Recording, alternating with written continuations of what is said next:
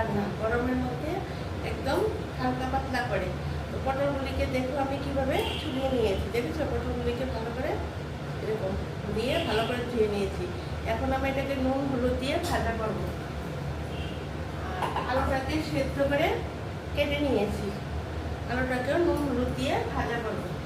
তো এখন আমি নুন হলুদ দিয়ে ভাজা করে তোমাদেরকে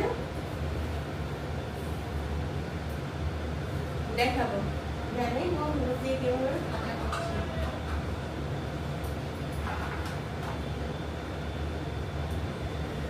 নুন হলুদ দিয়ে ভাজার জন্য আমি পটলটাকে বসিয়ে দিলাম।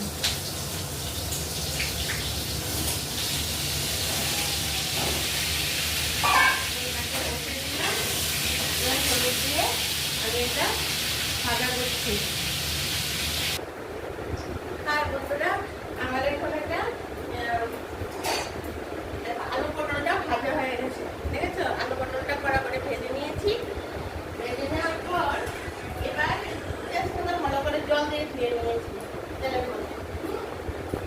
তুমি সাদা তেল খাও, লাল তেল খাও, তুমি পটলের রান্না করো সাদা তেলে বেশি টেস্টি হয়। হালকা হালকা আমি খাচ্ছি, সেরকম গরমের